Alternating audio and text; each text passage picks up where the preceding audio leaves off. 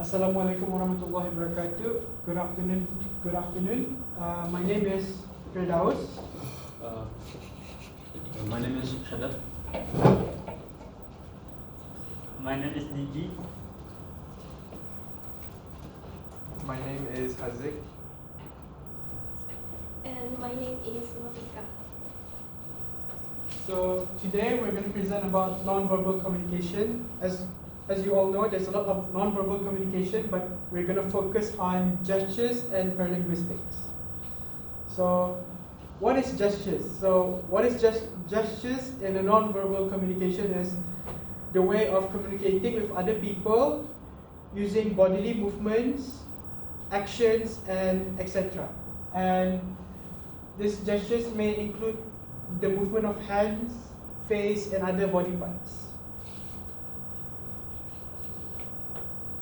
So what is the purpose of communicating in this way? So it's to express more emotions in such a way that if you through speaking doesn't really express that much.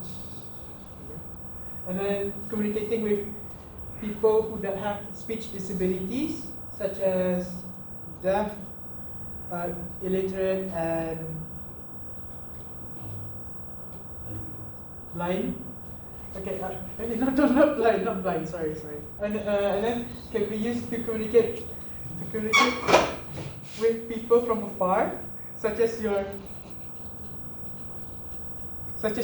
mate who might be sitting far away in the lecture theatre. Just say hi, something, and then it's easy to communicate with people in foreign countries.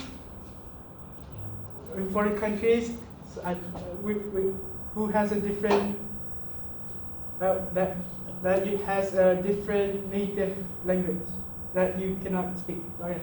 Do you know any commonly used gestures? Yes. Okay. So the examples of gestures that we use are commonly used. So waving, saying hi or saying bye to people, and then shrugging when you don't know the answer to something, or you just don't know what to say, just do this. And then nodding is when you are acknowledging someone, or just say yes. And then thumbs up to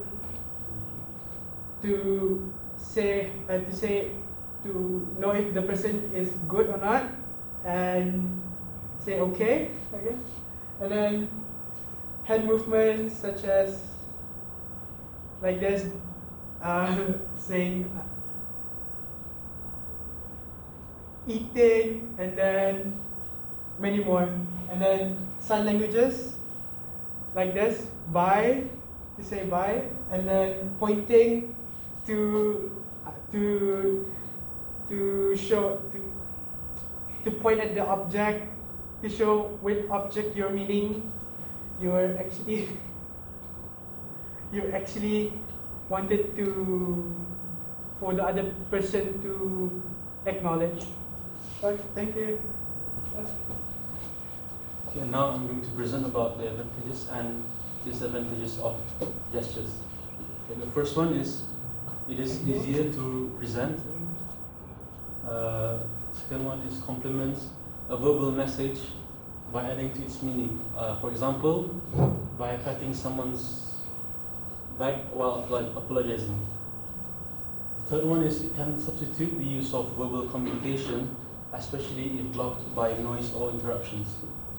For example, finger over lips to ask for silence.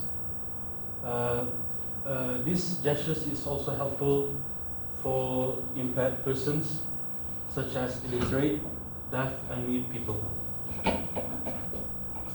Moving on to disadvantages, vague and plain, as it is not precise, therefore may cause misinterpretation.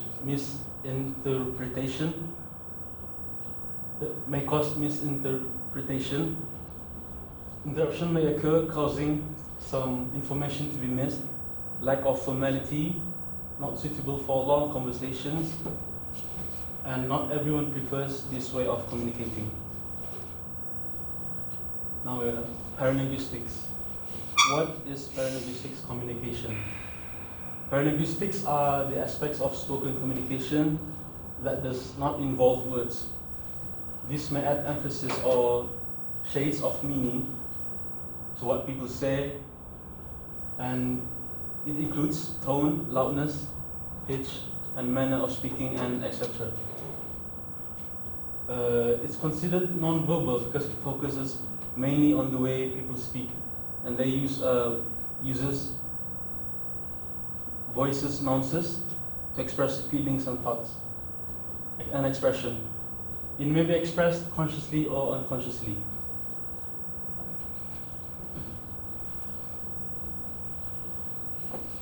Basic components of paralinguistics: volume, tone, fluency, intonation, articulation, pronunciation, and punctuation. So, volume of voice. It is the intensity of our voice as we speak.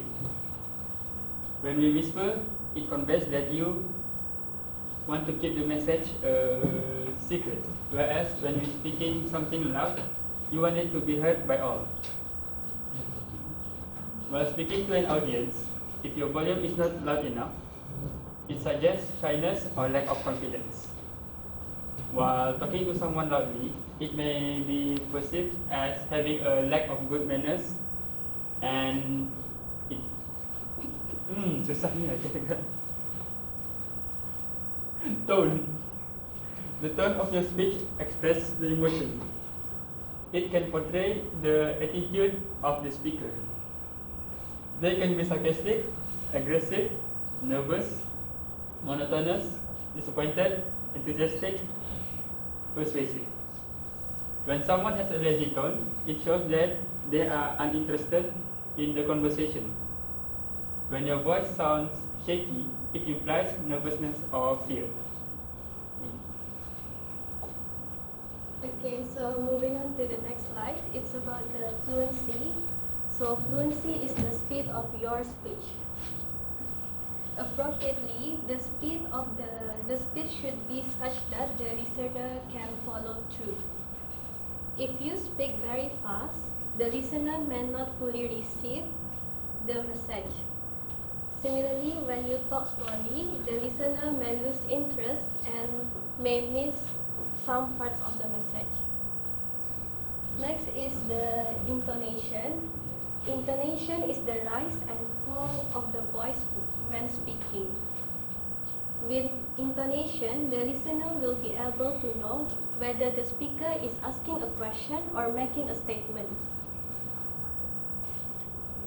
When asking a question, the tone falls at the end of the sentence, while when we use a rising intonation mid-sentence, it signals to the other person that we haven't completed our speech and suggests that they shouldn't interrupt. So next is articulation.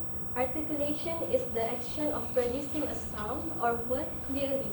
It is important to speak in a way that the word can be understood easily by the listener rather than mumbling.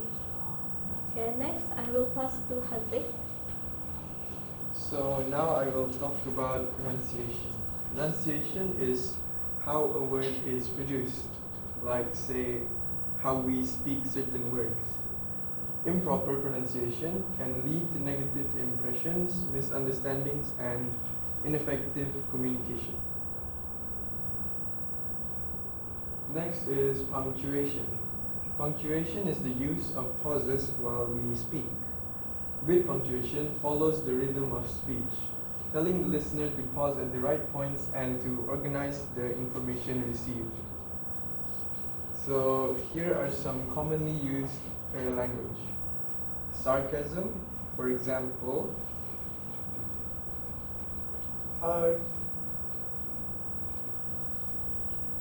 Can I borrow that duster, please? No. I don't think you can.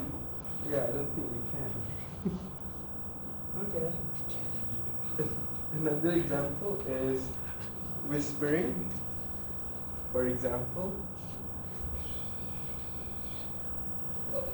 And the next example is shouting. Ah. Next is humming and sighing.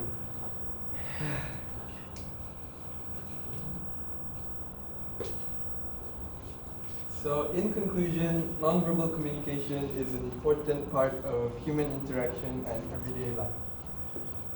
Our body language produces emotional linkage and allows other people to read us. Hence, we should use this method of communicating in a responsible and appropriate way. That is all from us. Thank you. Thank you for listening. And hope you are able to get something out of the presentation. Sandi.